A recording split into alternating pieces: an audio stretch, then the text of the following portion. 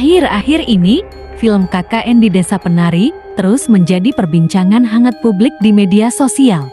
Salah satu hal yang menjadi topik diskusi adalah tentang kemunculan sosok Badarawuhi atau lelembut yang diperankan oleh Aulia Sere dalam film tersebut. Badarawuhi dikisahkan sebagai ratu penguasa dan salah satu pemilik sindan atau tempat untuk mandi para penari di hutan. Selain sebagai ratu dan pemilik sindan, Badarawuhi juga bertugas menari untuk menyenangkan dan menghibur para lelembut penjaga hutan. Dikisahkan bahwa sindan adalah lokasi keramat yang tak boleh dimasuki oleh manusia. Namun, dalam cerita KKN di Desa Penari, Bima dan Ayu melanggar aturan tersebut sehingga Badarawuhi pun marah besar dan mengutuk mereka berdua. Merangkum dari berbagai sumber, dikisahkan konon Badarawuhi adalah makhluk halus yang berasal dari pantai selatan. Namun, pada suatu hari, dia diusir dan dikeluarkan dari kerajaan pantai selatan dikarenakan dia merasuki salah satu penari di tanah Jawa Timur. Kisahnya berawal dari seorang satria wanita yang bernama Ratna Narek, yang menjadi lurah di sebuah desa yang bertempat di tengah alas daha, dan menjadikan pelataran pemuja Sang Hyang sebagai tempat berkesenian, salah satunya tari.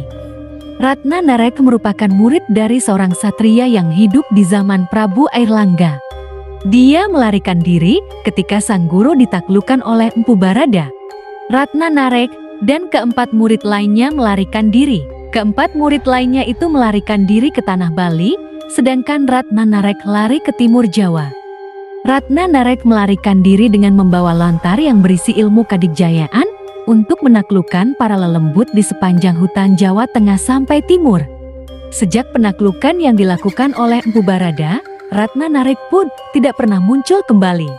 Namun dikarenakan hidupnya terus mempelajari ilmu dari lontar tersebut, akhirnya sebagian cerita menyatakan bahwa Ratna Narek hidup kekal dan awet muda.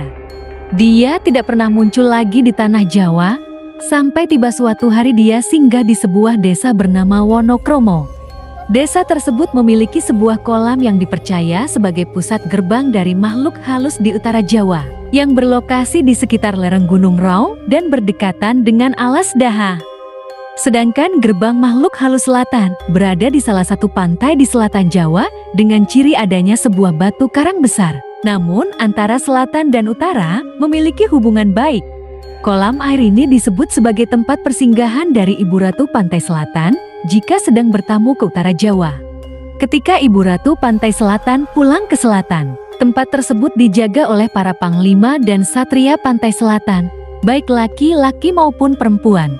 Ratna Narek sombong atas kekuatan yang dia miliki, lalu dia melanggar adat dari desa tersebut bahwa tidak boleh mengadakan tarian yang diiringi gamelan di desa itu, karena kabarnya akan mengundang seluruh makhluk gaib penghuni alas daha, termasuk penghuni sendang di dalamnya. Akibat dari kesombongannya, semua penduduk pun musnah termasuk dirinya. Salah satu makhluk halus yang merasuki penari adalah wanita utusan Ibu Ratu Pantai Selatan yang menjaga sendang di alas daha. Dia merasuki dan tidak mau keluar dari jasad penari itu, sampai akhirnya jasad penari itu dihancurkan barulah dia keluar. Sejak saat itulah dia diusir dari pantai selatan dan diambil beberapa kesaktiannya. Wujud Ratna Narek tetap berbaju pantai selatan, memakai kebaya dan selendang hijau. Cantik, anggun dan kerap jahil, terutama kepada kaum laki-laki. Namun jika ada orang yang mengotori tempatnya atau melanggar aturan wilayahnya berkuasa, maka dia akan marah dan berubah wujud menjadi manusia setengah ular. Dan makhluk inilah yang disebut sebagai Badarawuhi oleh masyarakat Jawa. Itulah kisah tentang Badarawuhi, sosok yang menjadi momok di film KKN Desa Penari. Terima kasih sudah menonton, dan nantikan video-video berikutnya.